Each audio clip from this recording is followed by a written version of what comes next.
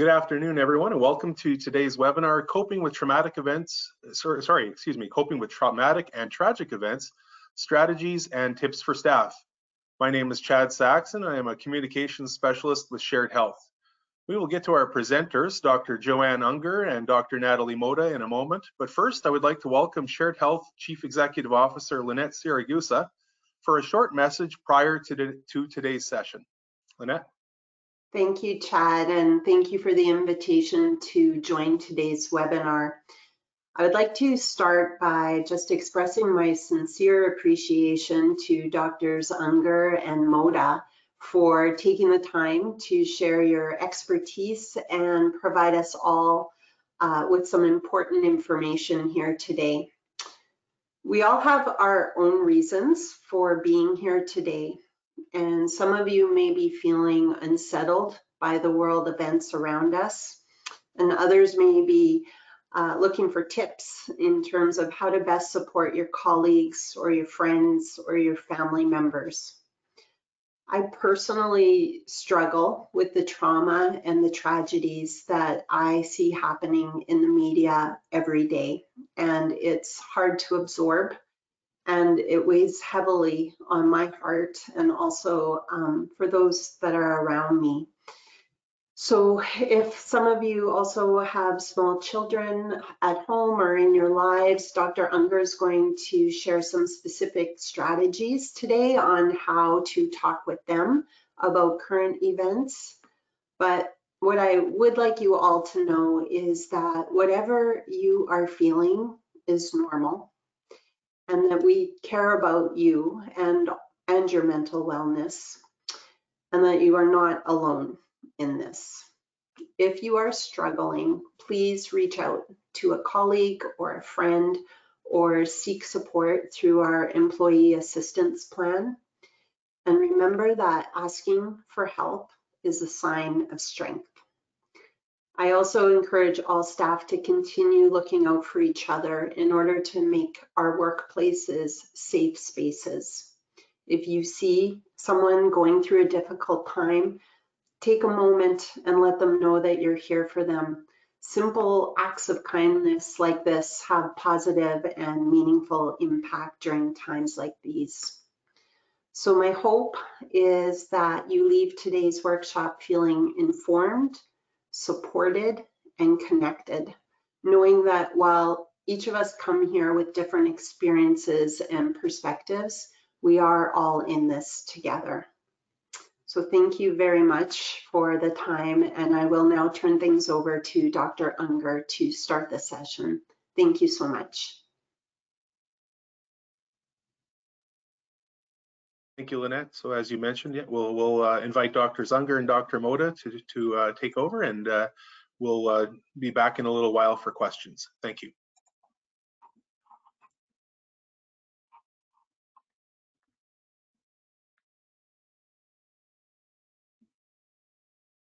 Thank you, Lynette. As we've been introduced, we'll just do a short introduction. My name is Dr. Joanne Unger. I'm a clinical psychologist and section lead for the Child and Adolescent Service in Clinical Health Psychology. And my name is Dr. Natalie Mota, and I'm a clinical psychologist at the Operational Stress Injury Clinic. So I'm going to get us started today.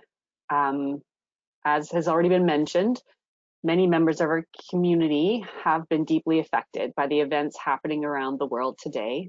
And this includes deeply disturbing events and images of violence, war, and involving innocent civilians coming through our news streams, and also even events that many of us aren't aware of. The purpose of our time together today is to assist staff to manage stress reactions that they may be experiencing through providing some information about trauma responses and how to cope with them, and an opportunity to ask questions at the end. The information portion of our time today will be recorded for people who are not able to attend any of the live sessions, but the question and portion at the end will not be recorded so that people can feel comfortable answering the questions that they need to. In an effort to recognize and learn from the harms and violence that have occurred and continues to occur in many ways in the country that we call home now, It is important for us to acknowledge this and the land on which we work. Shared Health acknowledges we live and work in the territories of the Anishinaabe, Cree, Dakota, Dene, Métis, and Oji-Cree nations. We are on Treaty 1 territory, the ancestral and traditional homeland of Anishinaabe peoples. We are committed to partnering with Indigenous peoples and cultivating stronger relationships within our communities. By acknowledging the land, we note our deep and ongoing commitment to truth and reconciliation. It is our responsibility together to dedicate intentional efforts in creating a healthcare environment that is accessible, safe, and equitable for everyone. And the workshop today is in line with those intentions.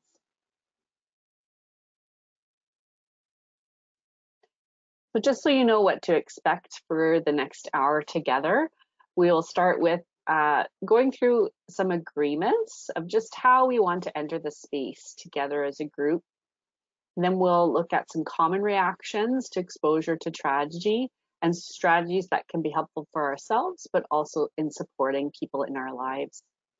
And we'll briefly talk about when it might be important to get some more support, and then we'll have a good time of questions at the end.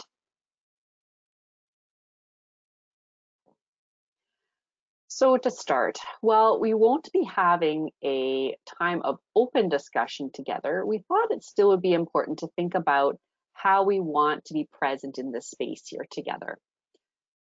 These are agreements that we have commonly used in other conversations and can be useful to also think about when you're talking with others on important, personal, or sensitive issues. So first of all, of course, always only participate as you feel comfortable. Each of us processes and copes in different ways. And so many people will gain much from just listening to the information we have to share, and also other people's questions and comments and those answers. For others, it's helpful to add to the comments and questions into the chat. So please feel free to participate as it makes sense for you today. And thank you, Chad, for moderating the chat for us. We also want to approach our time together with respect, curiosity, and compassion. While comments will be anonymous, we still encourage people to show sensitivity in their comments and questions as to who may be in the room. And please feel free outside of this session to share any helpful strategies and tips that you learn that could be helpful to others. But we ask that you keep other people's comments, details, questions, anything that they share confidential. While comments are anonymous, this means that the person we may be talking to the next day may actually be the person who made that comment. So details sometimes can be familiar. And because of this, we just ask that you just share the wisdom and things that you've learned and not other people's comments or details.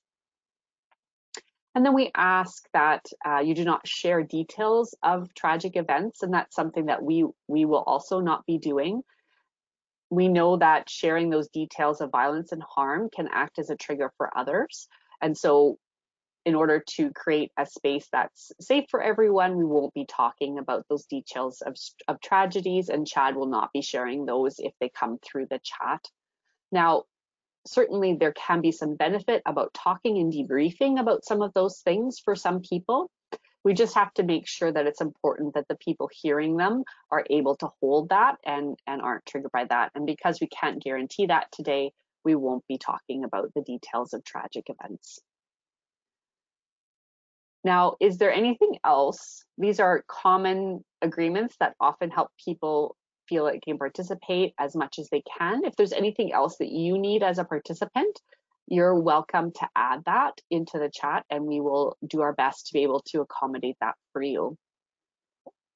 And while you take a minute to think about that, you know, what we also want to say is if anything comes up in the session today that feels difficult or not okay, and you'd like to give us some feedback on how we hosted this session, please feel free to make that connection, and we'll see what we can do to kind of learn from your experience. And that would be at emailing communications@sharedhealthmb.ca.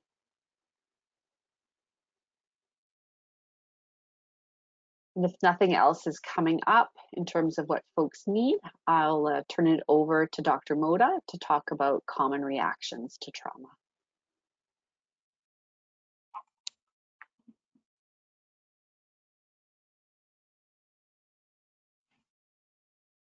Thank you, Dr. Unger.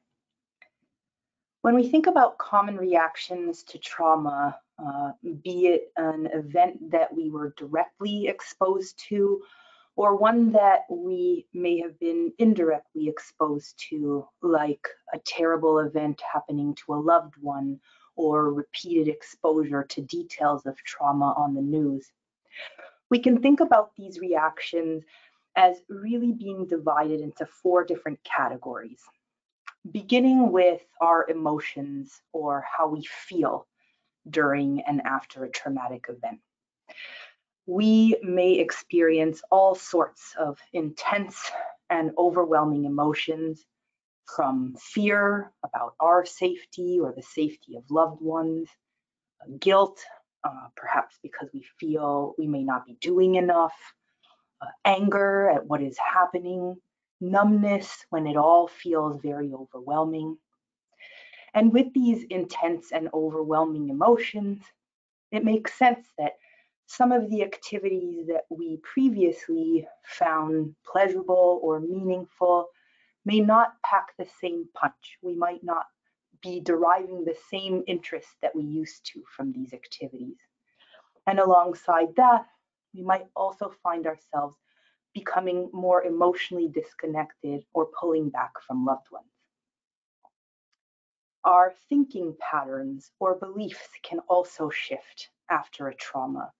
We might find ourselves having worldviews that are becoming more cynical or negative or helpless, or we may even be experiencing intrusive thoughts or images or dreams about details of the traumatic event. With these memories and images happening, it makes sense again that our concentration might be compromised, or we might find ourselves becoming more forgetful.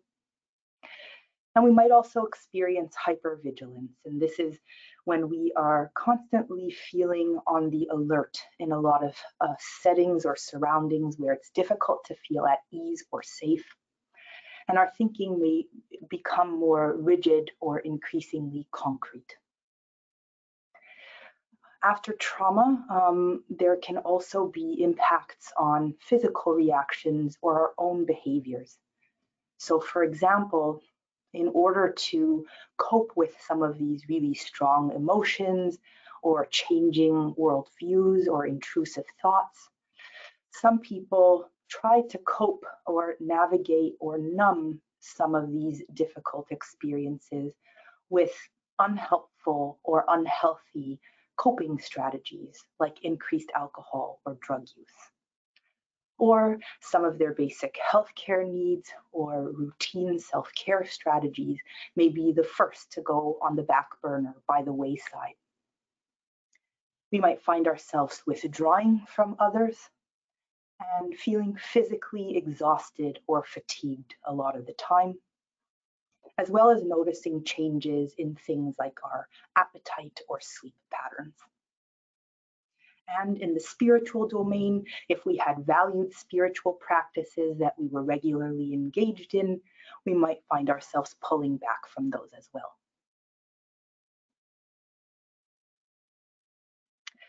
Because so much of trauma can also involve loss, experiencing grief or anticipatory grief at the loss that may occur can also be a common reaction to trauma. And this can also take the form of many different emotions, including some of the ones I talked about before: anger, numbness, sorrow, guilt. And we might also experience grief very physically: increased fatigue or tearfulness, or just feeling zoned out when everything becomes overwhelming. And the thing that we know about grief is that it isn't often static. It might come with a large amount of intensity when we least expect it, and at other times it might appear to be okay or more at bay. But one thing we know is that grief can certainly be intensified when the loss that we're experiencing is due to violence, or when the safety of our very loved ones is what is unknown.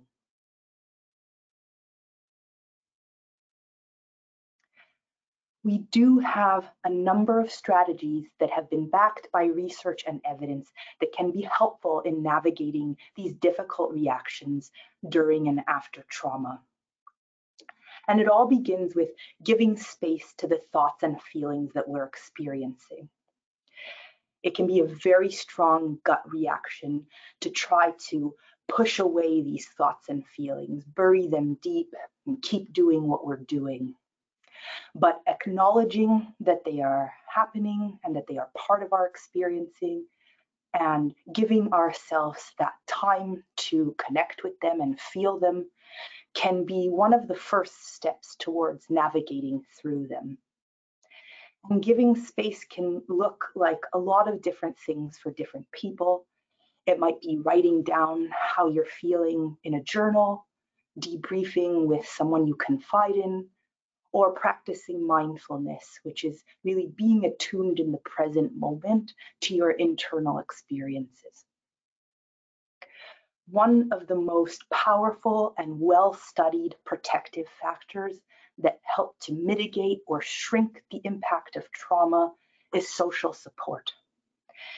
And this might certainly involve reaching out or asking others for help as needed, but sometimes it can mean not really talking about some of the difficult experiences you're having and really just connecting and being in the company of others.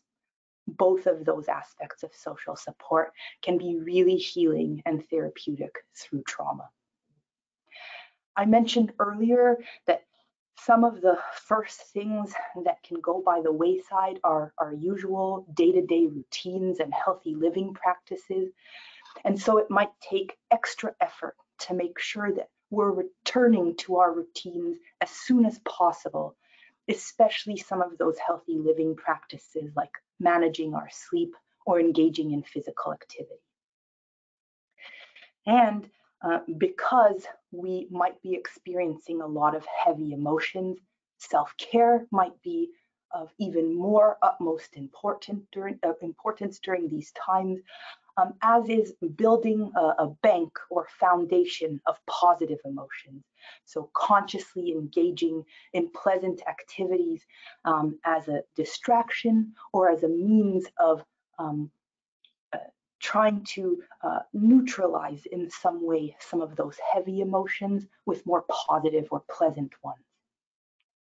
And finally, during these times, our bandwidth, our capacities might not be the same, and we might find ourselves beating ourselves up for things we should be doing or that we think we should be doing.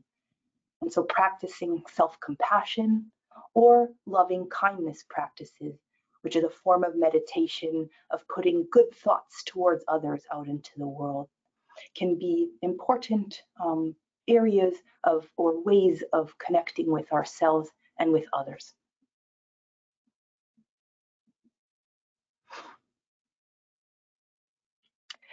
Again, because our capacity might not be what it usually is, acknowledging that we will need to likely take more breaks and have more rest than usual is important, as is potentially setting healthy boundaries and turning down commitments in order to protect our mental health. In a period of so much uncertainty in what is happening, it can be helpful to focus on those things that are in our control, taking care of ourselves, our loved ones, perhaps even helping in our broader community. And you've probably heard this particular strategy, but we also recommend seriously considering limiting your intake to the news.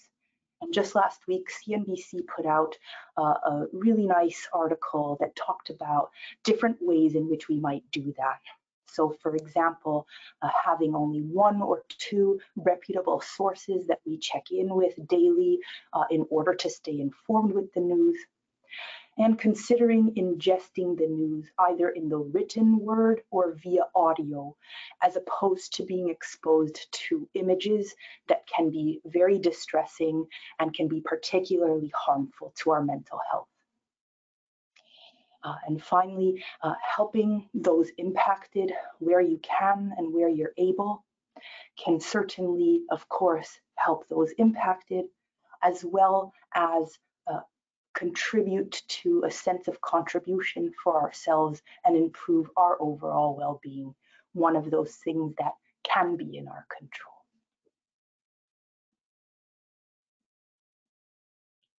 So all of these strategies can really be summed up in the ABCs of addressing trauma and trauma reactions. A is for awareness, being attuned to our own needs, our limits, the emotions and thoughts that we're experiencing, and the resources that we may need and that may be available to us.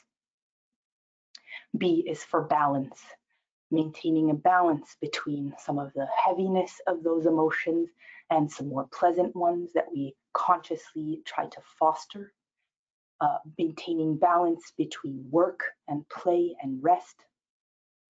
And C, connection, connecting to ourselves, but also to others, and perhaps to something larger, for example, our broader community.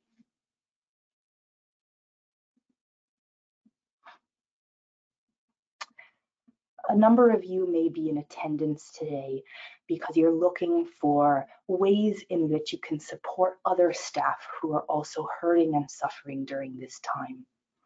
And this is something that impacts all levels of an organization, starting with visible and supportive communication from leadership. At an individual level, it can be so helpful to check in with your colleagues and create space, if desired, for talking and debriefing through their experiences. And this really means just making time to listen empathically to what others are experiencing. It's also very important to normalize all sorts of different emotional reactions, which we saw can be so varied. And if we're in a position to do so, connecting staff to resources as needed and as they are interested and see helpful. And finally, we talked about the importance of social support. So again, creating spaces that can foster peer support and staff cohesion. For example, having assigned break rooms can be particularly important during these times in order to build morale and increasing that opportunity for debriefing if desired.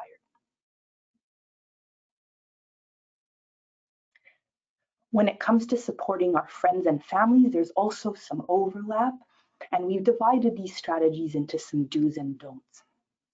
Do consider spending time with loved ones and reaching out and asking how they're doing by providing empathy, validation, and compassion for their experiences.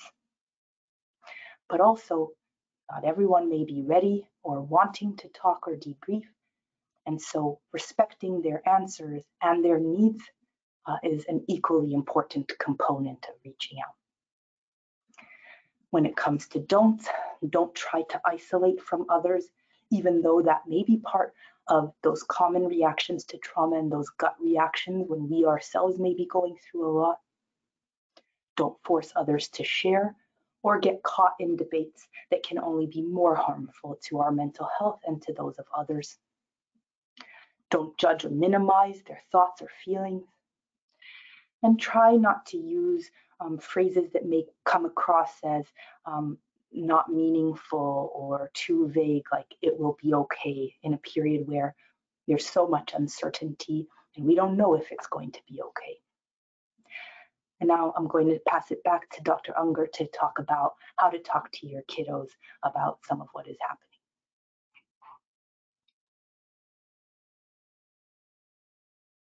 Thanks, Dr. Moda. Some of the strategies that you mentioned in supporting friends and family are very similar to when we want to support our kids.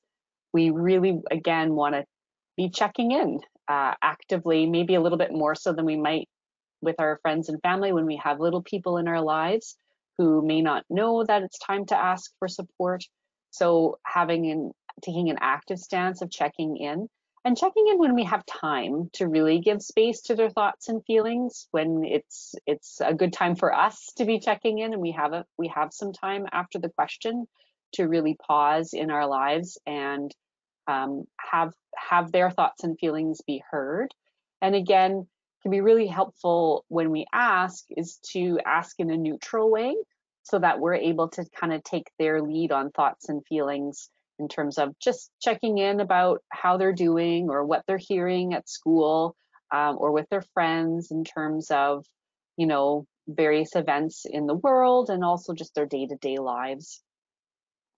And really providing that validation for their thoughts and feelings, again, similar to the last slide, not minimizing or reassuring them too quickly, but letting them have space to talk first. And then as they're talking, we may get a sense that maybe they don't have all the right information, because, you know, kids talk with each other and they may not have full understanding of what's happening in the world and in their lives. And so providing some factual information to them, they may approach you with questions as well, and trying to you know, find other places for ourselves to talk about our feelings and thoughts, and then with our kids, focus on their feelings and thoughts and provide them with factual information in a way that's developmentally appropriate. So not lots of details for the little ones, and then giving a bit more depending on what we know the kids in our lives are able to handle, and what they're curious about, and will give them a sense of control if they have some information. As they're talking, we may also learn about worries that they may have. Some of them, sometimes we have realistic worries and sometimes we have unrealistic ones. And so for those that, you know, are unhelpful, in that they're unrealistic, or they might be getting in the way of their day-to-day functioning, we can help them. When we work with kids, we talk about talking back to our worries. So making sure we provide them with accurate information and ways to talk back to worries that maybe aren't helpful to them in this moment. Not all kids are going to want to talk or be able to have the language to talk about what's going on for them if they're struggling. And in that situation, and in all situations, even if they are talking to us, we want to watch for some behavioral signs that they may not be coping well. And so this is when we see any drastic change to their typical behavior, that's a sign that something might be going on for them. So this could be changes in mood, sleep, activity level. They might be withdrawing or isolating more, may have increased irritability in general. So they may be reacting to things in a bigger way than they usually do. And if any of that's going on, that might be a sign that something else is happening for them. And in those situations, we might want to be a little stronger in our check-in to see how they're doing and how they're coping, and finding ways that might help that particular child talk more about what's going on, so that you can provide that support that they need. And then, just as we want to do for ourselves and others in our lives, we want to encourage promoting those mental health activities that will support kids in their mental health, including that balance of pleasurable and meaningful activities, and really important to maintain those healthy routines that we know our kids need for their health, but also that sense of stability in their lives. And also, as a family, we can think about, is there a way that we can support others who are maybe more impacted than we are? And that also gives that sense of control, or that sense of being able to contribute in a meaningful way that can help not only the people that we're helping, but also for ourselves. I know some folks may have some questions about kids and about other things that they've been hearing today. So just letting you know, we just have a few more slides to go through, but you can start feeling free to put those questions in the chat, and then we'll have some time to talk about kids and other things at the end. And so kind of the last topic that we wanted to talk about today is when to get more support. So sometimes a stress reaction, those initial reactions that we talked about that are, Dr. Moda talked about, that are considered very normal, when exposed to traumatic or tragic events. Sometimes those reactions can be delayed, so we might be okay for a little while, and then all of a sudden they show up a little bit later. Exampling like all of a sudden starting to feel numb, or they can accumulate over time.